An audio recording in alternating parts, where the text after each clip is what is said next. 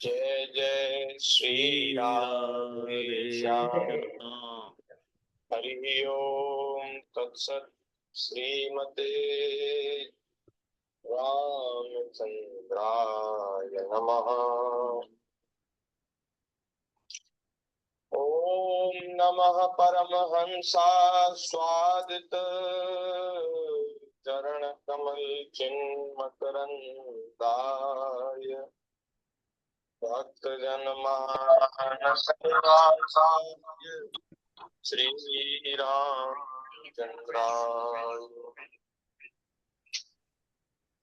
कृष्णाय वासुदेवाय परमात्मने क्लेशनाशाय गोविंदाय नमो नमः। सीतानाथ समारंभां श्रीरामानंदाय मध्यमाम् अस्मदाचार्य पर्यन्तां वन्दे गुरु परंपराम्। प्रहलाद नारद पराशर पुंडरीक व्यासाम्बरीश शुकुशौनक भीष्म दाल्भ्यान् गदार्जुन वशिष्ठ विभीषणादीन् ज्ञानिमान् परम भागवतान् नमामि। भक्त भक्ति भगवंत गुरु चतुर्नाम बपु एक किए नाशे विघ्न अनेक। चार जुगन में भक्त जे इनके पद की धूली सर्वस्व सिर धरि राखियो मेरी जीवन मूली। श्री राम जय राम जय जय राम। श्री राम जय राम जय जय राम। श्री राम जय राम जय राम जय जय राम। श्री राम जय राम जय जय राम। श्री राम जय राम जय जय राम। श्री राम जय राम जय जय राम। श्री राम राम जय राम जय जय राम। श्री राम जय राम जय राम। सीताराम जय सीताराम। सीताराम जय सीताराम। सीताराम जय सीताराम। सीताराम जय सीताराम। राधे श्याम जय राधे श्याम। राधे श्याम जय राधे श्याम। राधे श्याम राधे श्याम राधे श्याम जय राधे श्याम। जय जय श्यामा जय जय श्याम। जय जय श्री वृंदावन धाम। जय जय जय जय श्यामा जय जय श्याम। जय जय श्री वृंदावन धाम। जय गौ माता जय गोपाल वत्सल प्रभु दीन दयाल। जय गौ जय गौ माता जय गोपाल भक्त भक्त वत्सल प्रभु दीन दयाल। श्री राम जय राम जय जय राम। श्री राम श्री राम जय जय राम। श्री राम जय जय राम। श्री राम श्री राम जय राम। बोलिए श्री सीताराम चंद्र भगवान की जय। जय। श्री राधा कृष्ण भगवान की जय। जय। वृंदावन बिहारी लाल की जय। जय। श्री सुखदेव जी महाराज की जय। जय। श्रीमद्भागवत महापुराण की जय। श्री सद्गुरुदेव भगवान की जय। श्री व्यास भगवान की जय। संतन की जय। सब हरि भक्तन की जय। जगतजननी पूज्या गौ माता की जय।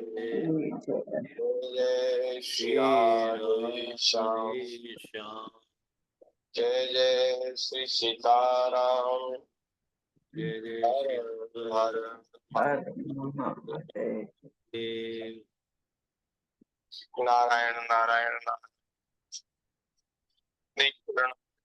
भक्त वांछा कल्पतरु भक्तवत्सल गतवत्सल दीप बंधु दया सिंधु कल्याण गुणगण निलय अतपूर्ण करुणा सच्चिदानंद घन मूर्ति आनंद कंद भगवान वृंदावन बिहारिणी बिहारी जी की महती कृपा करुणा से हम सभी को श्रीमद् भागवत जी की मंगलमयी रसमयी दुर्लभ कथा का श्रवण और कथन करने का अत्यंत दुर्लभ ये अवसर प्राप्त हो रहा है। ठाकुर जी की बड़ी दया है, भगवान की अहेतु की कृपा से ऐसा संयोग बना है। हम सब लोग अपने अपने घरों में बैठ करके विज्ञान के सदुपयोग से श्रीमद् भागवत जी की मंगलमयी कथा सुन पा रहे हैं। आज के मंगलमय चरित्रों में हम प्रवेश करें उससे पहले कल जो चर्चा हुई थी उसका स्मरण कर लें। श्रीमद् भागवत जी में दसम स्कंद में 38वें अध्याय की चर्चा हम लोग कर रहे थे। श्री अक्रूर जी भगवान श्री कृष्ण बलराम को कंस का संदेशा लेकर श्री भगवान के पास जा रहे हैं। भगवान को लेवाने के लिए जा रहे हैं, मथुरा के लिए, मथुरा लेने के लिए गोकुल जा रहे हैं अक्रूर जी महाराज। तो समय वे क्या विचार कर रहे हैं? सुखदेव जी महाराज कह रहे हैं यदर्चितम ब्रह्म भवादिभिर्सुरे श्रिया च देव्याः मुनिभिः शशात्पते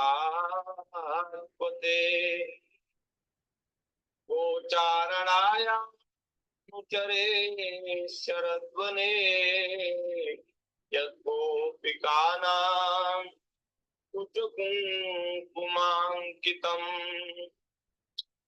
श्री सुखदेव जी महाराज कह रहे हैं अक्रूर जी मन में विचार कर रहे हैं कि जो साक्षात भगवान इस भूतल पर अवतीर्ण हुए हैं असुरों को तारने के लिए, मारने के लिए, भक्तों का मंगल करने के लिए, भक्तों को सुख देने के लिए, जो साक्षात परमात्मा परमेश्वर नारायण भगवान ही श्री कृष्ण रूप में अवतीर्ण हुए हैं। आज मैं उनके चरणों का दर्शन पाऊंगा। अरे बड़े बड़े ऋषि मुनि महात्मा अपने हृदय में जिन चरणों का ध्यान करते हैं, जिन चरण नखों की ज्योति का ध्यान करके अपने हृदय के अज्ञान रूप अंधकार को नष्ट करते हैं, वही भगवान अवतार लेकर प्रकट हुए हैं। ब्रह्मा शंकर इंद्र आदि बड़े बड़े देवता जिन चरणों की उपासना करते रहते हैं, स्वयं भगवती लक्ष्मी एक क्षण के लिए भी जिन चरणों की सेवा नहीं छोड़ती, प्रेमी भक्तों के साथ बड़े बड़े ज्ञानी भी जिन चरणों की आराधना में संलग्न रहते हैं, भगवान के वे ही चरण कमल जो गौओं को चराने के लिए वन वन में विचरते हैं, वे सुर मुनि महात्मा वंदित श्री चरण गोपियों के हृदय में निरंतर बसे रहते हैं। ऐसे चरणों का मैं दर्शन करूंगा, ऐसे सुंदर भगवान के चरणों का दर्शन करूंगा। कल हम एक गोस्वामी जी के पद का स्मरण कर रहे थे, कल वो सुना नहीं पाए, सूरदास जी का पद सुनाया था, तो आज तुलसीदास जी का पद सुना रहे हैं। बड़ा सुंदर पद है। भज मन राम चरण सुखदाई, भज मन राम चरण सुखदाई, भज मन राम चरण सुखदाई, भज मन राम चरण सुखदाई।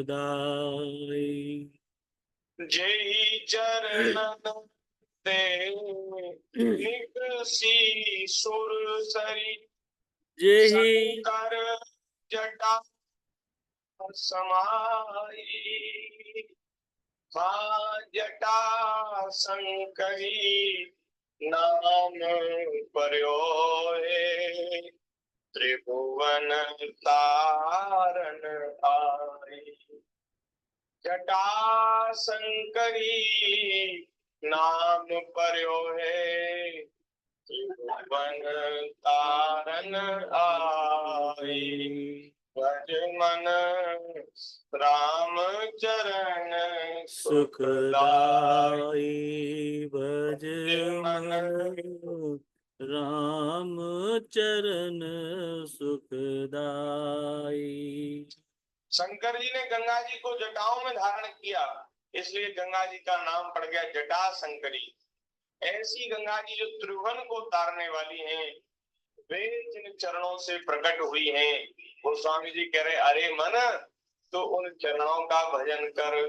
भज मन राम चरण सुखदाई, भज मन राम चरण सुखदाई।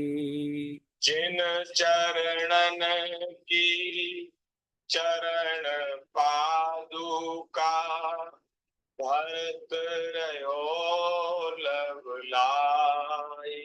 जिन चरणन की चरण पादुका, भरत रहो लवलाई। जय हो। सोई चरण के वट गोयली ने, सोई चरण के वट दुलीने, तब हरि नाग चला।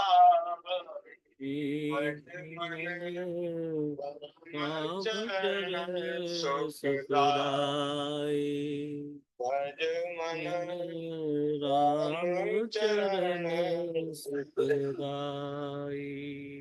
जिन चरणों की चरण पादुकाओं में श्री भरत जी का मन लगा है, भरत जी की लौ लगी है, जिन चरणों को केवट ने धोया और फिर श्री ठाकुर जी को वह नाव में चढ़ा करके गंगा जी के पार करके ले गया, सोई चरण संतन जन सेवत सोई चरण संतन जन सेवत सेवत सदा रहत सुखदाई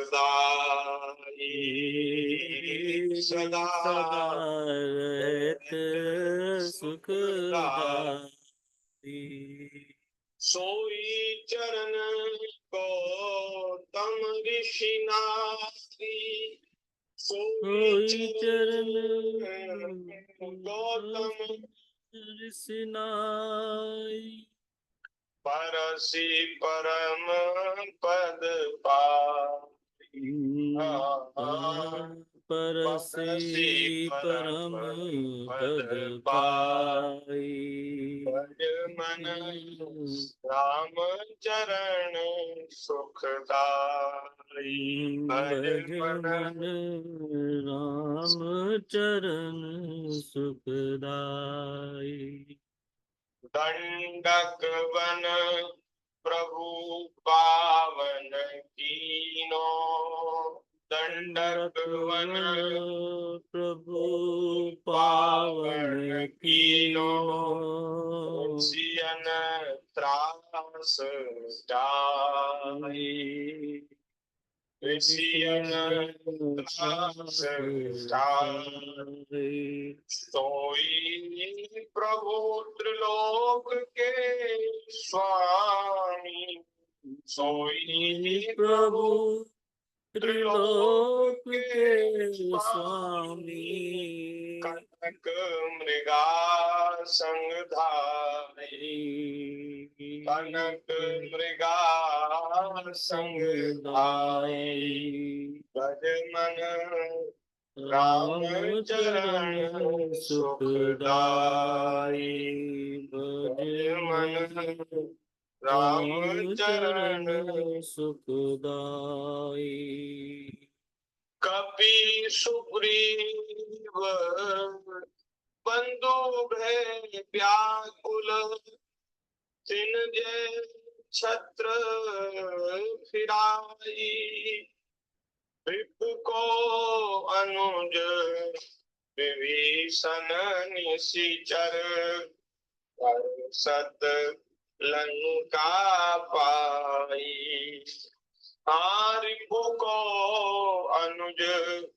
विभीषण निशिचर सत लंका पाई भज मन राम चरण सुखदाई भज मन राम चरण सुखदाई कैसा है श्री ठाकुर जी के चरणों का प्रताप, कैसी है महिमा।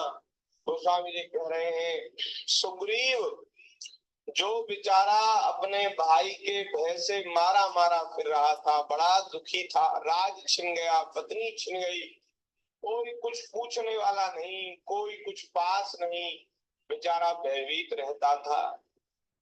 भगवान के चरणों का दर्शन करके उसका भय मुक्त हो गया।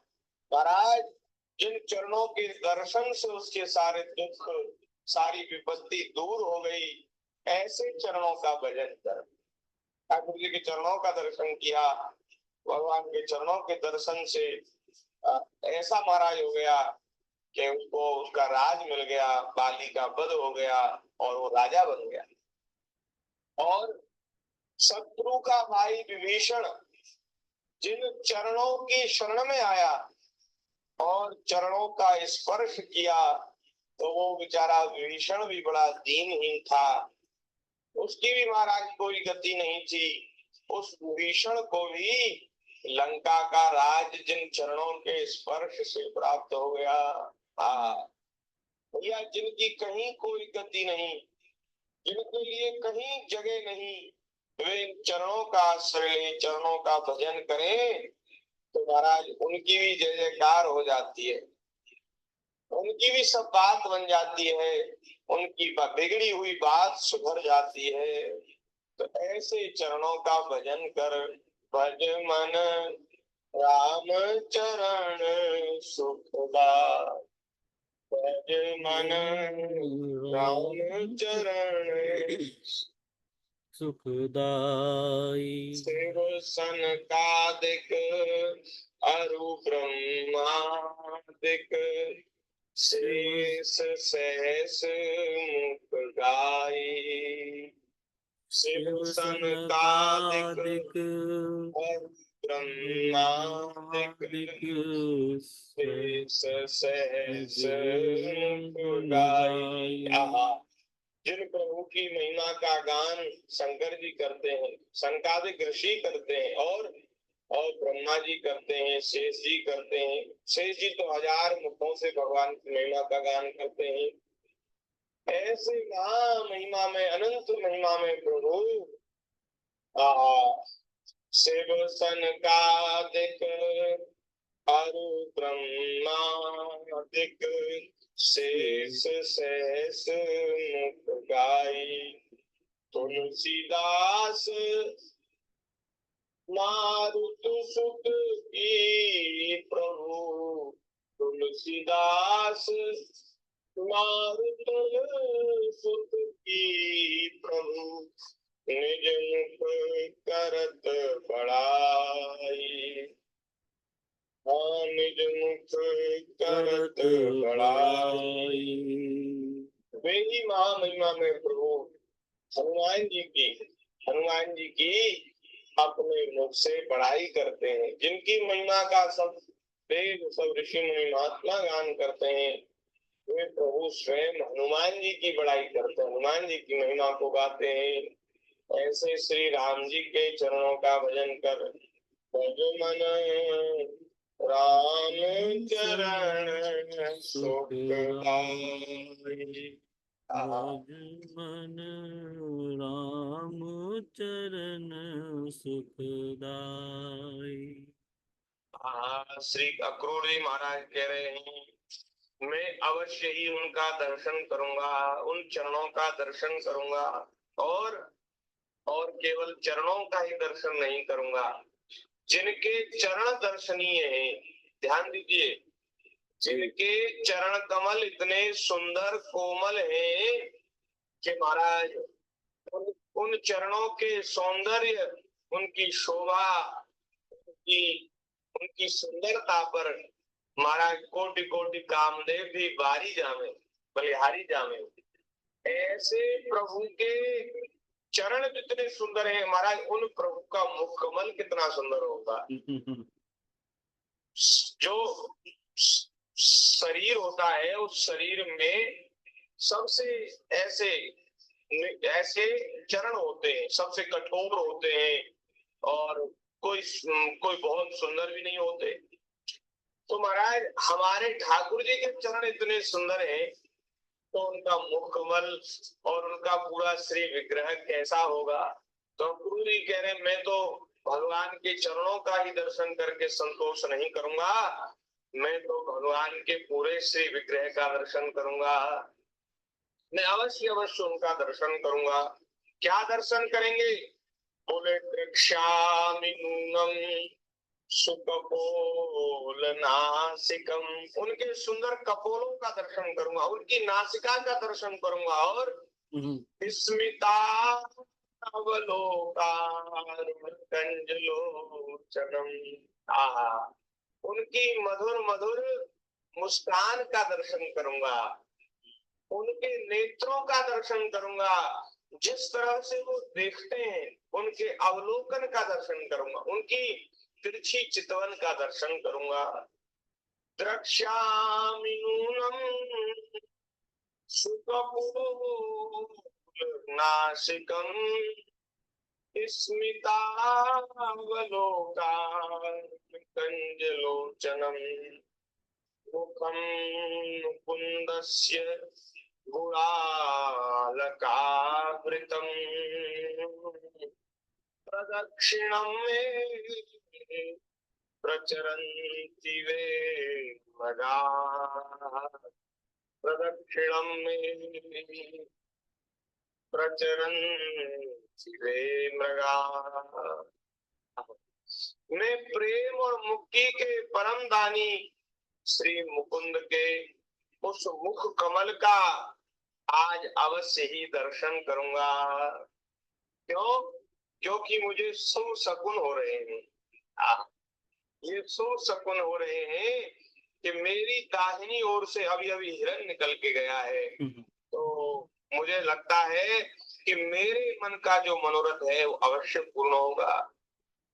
हम कहीं जा रहे हो, मन में कोई मनोरथ लेकर, और उस समय यदि शुभ संकेत हो, शुभ शकुन हो, तो समझना चाहिए कि वह काम जरूर पूरा हो जाएगा।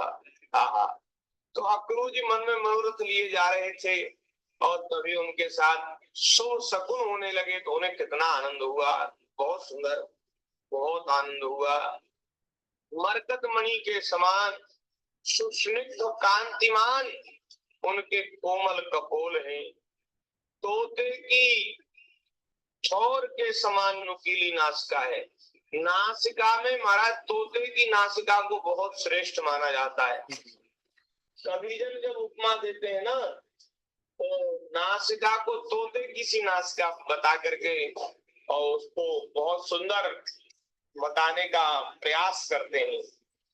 तो महाराज हमारे श्री ठाकुर जी के जो सुंदर श्री अंग हैं, उनकी तो उपमा कहीं संसार में है ही नहीं, त्रिभुवन में कहीं उपमा नहीं। क्योंकि भगवान के अनंत अनंत सौंदर्य का एक बिंदु ही सारा संसार है। भगवान तो सौंदर्य शोभा के समुद्र हैं, और समुद्र की एक बूंद सारा संसार है। ये देवी देवता कामदेव, ये सब पूरा संसार, पूरी प्रकृति कितनी सुंदर है, वो पूरी प्रकृति भी एक बूंद है। आप बताओ, आप ठाकुर जी की सुंदरता से किसकी उपमा देंगे? लेकिन फिर भी समझाने के लिए, बताने के लिए कहा गया कि महाराज तोते की नासिका भी क्या नासिका, हमारे ठाकुर जी की नाक कितनी सुंदर है, नासिका इतनी सुंदर है कि महाराज भूल जाओ, तोता होता तो सब ये महाराज इतनी सुंदर नासिका भगवान की, नुकीली नासिका का दर्शन करूंगा। होठों पर मंद मंद मुस्कान, उसका दर्शन करूंगा। भरी चितवन, कमल से कोमल रत्नारे लोचन, और कपोलों पर घुंघराली अलकों का दर्शन करूंगा। आज मुझे उनका अवश्य दर्शन होगा। नारायण भगवान विष्णु पृथ्वी का भार उतारने के लिए स्वेच्छा से मनुष्य की सी लीला कर रहे हैं। वे संपूर्ण लावण्य के सौंदर्य के धाम हैं, सौंदर्य की मूर्तिमान निधि हैं। आज मुझे उनका दर्शन होगा, अवश्य होगा। आज मुझे सहज में ही आंखों का फल मिल जाएगा। नेत्रों का यही फल है भैया, इनसे भगवान का दर्शन हो। हम लोगों के नेत्र भी लालायित तो हो जाएं, हमें नेत्रों से भगवान का दर्शन करना। ये हमारे पूज्य गुरुदेव भगवान कहते हैं कि हर एक जीव को ये निश्चय करना चाहिए कि मैं इसी शरीर से, इन्हीं नेत्रों से भगवान का दर्शन करूंगा, भगवान की प्राप्ति करूंगा। यदि ऐसा हो जाए तो ये शरीर और ये नेत्र, ये इंद्रियां सार्थक हो जाए, सफल हो जाए। नहीं तो क्या लाभ, इन नेत्रों का क्या लाभ, इस शरीर का भी क्या लाभ। श्री अक्रूर जी कह रहे हैं आज मुझे मेरी आंखों का फल मिल जाएगा। जब समस्त पापों के नाशक, उनके परम मंगल में गुण कर्म और जन्म की लीलाओं से युक्त होकर वाणी उनका गान करती है, तो उस गान से संसार में जीवन की स्फूर्ति होने लगती है, सुधा का संचार हो जाता है, सारी अपवित्रताएं धुलकर पवित्रता का साम्राज्य छा जाता है। श्री अक्रूर जी कह रहे हैं कि जिस वाणी से भगवान की लीला का, भगवान की कथा का, भगवान के गुणों का, भगवान के नाम का गान होता है, तो वो वाणी तो पवित्र हो ही जाती है, साथ ही साथ सारा संसार भी पवित्र होता है। सारे संसार की पवित्रता नष्ट हो जाती है और शोभा का संचार हो जाता है। पूरे संसार में जीवन की स्फूर्ति होती है, प्राण की स्फूर्ति होती है। लेकिन जिस वाणी से उनके गुण लीला और जन्म की कथाएं नहीं गाई जाती, वे तो मुर्दों को ही शोभित करने वाली हैं। उनका होना ना होना बराबर है। वे वाणी व्यर्थ है जो भगवान की लीला का गान नहीं करती। बात समझ में आई? जी। हाँ, बहुत चतुर कोई बनता हो कि मैं बहुत बढ़िया वक्ता हूँ, बहुत अच्छा बोलता हूँ, तो यह उसकी चतुराई सब बेकार है, व्यर्थ है। उसकी बात पटुता बेकार है। जिस वाणी से भगवान के गुणों का, भगवान की लीलाओं का गान है, तो कितना भी बढ़िया बोल रहे, उससे क्या लाभ? वो तो ऐसी है जैसे मुर्दे की वाणी। मुर्दे की वाणी, उसके भले ही मुंह में जीव है, मुर्दा उसके मुंह में जीव है, लेकिन उससे क्या लाभ? वो बोल तो सकता नहीं। ऐसे वो जीव भी, वो वाणी भी व्यर्थ है जो भगवान की लीला का गान न करे। यही बात गोस्वामी जी ने कही। जी हसुदादुर जी समाना, जो नहीं करे राम गुण गाना। जी हसुदादुर जी समाना, जो नहीं करे राम गुण गाना। इसलिए मेरी प्रार्थना है कि आप पहले तो कथा सुनिए, ध्यान से सावधानी से सुनिए, और फिर आपका ये कर्तव्य बनता है कि आप अपनी वाणी को पवित्र करने के लिए, हमने जो सुना उस श्रवण को सार्थक करने के लिए हम आगे किसी को सुनाएं। हमने कोई बात सुनी, अच्छी बात सुनी, भगवान की बात सुनी, तो ठाकुर जी की लीला गुण, भगवान की पवित्र कीर्ति की बात हम और किसी को सुना, अपनी वाणी को पवित्र करने के लिए सुनाए। कोई श्रद्धावान मिल जाए तो अवश्य सुनाना चाहिए। यही वाणी का लाभ है। जिनके गुणगान का ऐसा महात्म है, वे भी भगवान स्वयं यदुवंश में अवतीर्ण हुए हैं। किसलिए हुए हैं? अक्रूर जी उसका स्वयं जवाब दे रहे हैं। अपनी ही बनाई मर्यादा का पालन करने वाले श्रेष्ठ देवताओं का कल्याण करने के लिए वे ही परम ऐश्वर्यशाली भगवान ब्रज में निवास कर रहे हैं और वहीं से अपने यश का विस्तार कर रहे हैं। उनका यश कितना पवित्र है। अहो, देवता लोग भी उस संपूर्ण मंगल में यश का गान करते रहते हैं। देवता भी जिनकी लीला का, जिनकी महिमा का गान करते हैं। ऐसा भगवान का यश कितना पवित्र है। गायन्ति देवा युद्धशेष मंगलम। इसमें संदेह नहीं कि आज मैं उन्हें अवश्य ही देखूंगा। बड़े बड़े संतों और लोकपालों के एकमात्र आश्रय हैं, सबके परम में, और उनका रूप सौंदर्य तीनों लोगों के मन को मोह लेने वाला है। जो नेत्र वाले हैं उनके लिए आनंद और रस की चरम सीमा यही है। नेत्रों को परम आनंद देने वाले हैं, परम आनंदित करने वाले हैं। उनका स्वरूप इतना सुंदर है तो महाराज नेत्र कहें वाह, इससे बढ़िया तो आज तक हमने कुछ देखा ही नहीं। एक महाराज दक्षिण में एक भक्त हुए श्री धनुर्दास जी महाराज।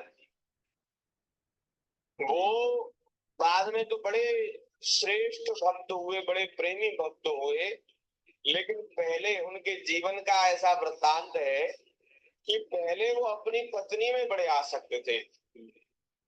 वो अपनी पत्नी के रूप में इतने मोहित थे कि हर समय पत्नी को ही देखा करते थे। लोग कहते, बोले भाई तुमने तो सारा काम धंधा छोड़ दिया, अपनी पत्नी को ही देखते रहते हो, तुम्हें लाज शर्म संकोच बिल्कुल नहीं रही, क्या बात है? वो कहते, भाई मेरा मन इसने चुरा लिया है। ये सुंदर इतनी है कि मैं चाह करके भी अपने नेत्रों को इससे हटा नहीं पाता। अब मैं किसी काम का नहीं रहा और अब तो मुझसे कुछ नहीं होगा, मैं तो इसको देखता ही रहता हूँ। उनकी पत्नी को भी ये बात अच्छी नहीं लगती थी कि ये अब मुझे ही देखते रहते हैं, लेकिन क्या करें, ये होता महाराज आसक्ति। ये होती आसक्ति। अब संसार उनको बुरा कहता है, उनको कोई परवाह नहीं, उनकी पत्नी भी अच्छा नहीं मानती, उनको कोई परवाह नहीं, लेकिन महाराज उनकी ऐसी आसक्ति कि वो छूटती नहीं। वो क्या करते कि जब कहीं बाजार में उनकी पत्नी जाती तो वो भी साथ जाते। एक बार मार्ग में से निकल रहे थे और उसी समय महाराज ये धनुर्दास निकला, तो आचार्य चरण की ऐसी महिमा, ऐसा प्रभाव कि उनको सब प्रणाम करते, लेकिन इनको किसी से कुछ लेना देना नहीं। इनको तो बस अपनी पत्नी में ही इनका ध्यान अपनी पत्नी में ही था। तो आचार्य चरण की संयोगवश इनके ऊपर नजर पड़ गई। तो आचार्य चरण ने अपने एक शिष्य को बुलाया, बोले भाई ये क्या नाटक है, ये अपनी पत्नी की ओर देखता हुआ उल्टा चल रहा है, इसका क्या कारण है? उन्होंने कहा प्रभु आचार्य जी, स्वामी जी, ये अपनी पत्नी में बड़ा आसक्त है, उसके रूप पर बड़ा मोहित है, इसलिए ऐसा ही चलता है। तो आचार्य जी को बड़ा आश्चर्य हुआ कि भाई कोई इतना भी रूप का प्रेमी हो सकता है क्या, इतना भी कोई रूप रसिक हो सकता है क्या? तो उनकी धनुर्दास जी की रूप रसिकता पर श्री आचार्य जी रीझ गए, प्रसन्न हो गए कि भाई ये बड़ा रूप का प्रेमी है, इसके ऊपर तो कृपा करनी चाहिए। तो आचार्य जी ने धनुर्दास जी को बुलाया कि धनुर्दास जी, एक शिष्य उनको बुलाने आया कि आपको आचार्य जी मिलना चाहते हैं।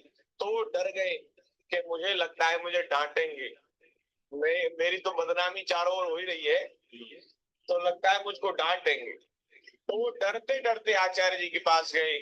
आचार्य जी ने उनसे पूछा भाई क्या कारण है, तो अपनी पत्नी को ही क्यों देखते रहते हो?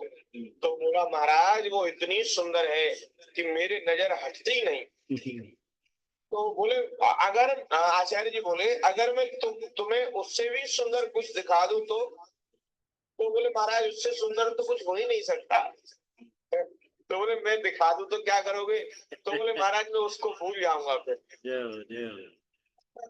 तो बोले अच्छा ठीक है। तो बोले आज तुम श्री मंदिर में आना, श्री रंग भगवान श्री लक्ष्मी नारायण प्रभु, तो उनका जो दक्षिण में जो श्रीरंगम स्थान है, श्रीरंग भगवान, तो उस मंदिर में उनको बुलाया, मंदिर में आना। दर्शन जब खुलते थे तो उस समय बुलाया, तो उस समय उपस्थित हुए आचार्य जी वहीं विराजमान थे। आचार्य जी ने ठाकुर जी से प्रार्थना की, प्रभु बड़ा रूप का प्रेमी है, इसको अपने रूप की झलक दिखला दो। हाँ ये तो आपका ही प्रेमी होना चाहिए, इतना कोई प्रेमी संसार का प्रेमी नहीं होना चाहिए, वो तो फिर आपका प्रेमी होना चाहिए। तो ठाकुर जी तो अपने संतों के भक्तों के बस में है। ठाकुर जी ने आचार्य जी की कृपा से महाराज धनुर्दास जी को अपना रूप दिखा दी। जैसे ही पर्दा खुला और महाराज बिजली सी कौन गई और श्री धनुर्दास जी के नेत्रों में ठाकुर जी का रूप समा गया और देखते ही मूर्छित हो गए। और मूर्छा जब खुली तो आचार्य जी के चरण पकड़ लिए, बोले महाराज अब किसी को नहीं देखना। अब बोले जगत के रंग क्या देखूं, तेरा दीदार काफी है। किसी को नहीं देखना, अब तो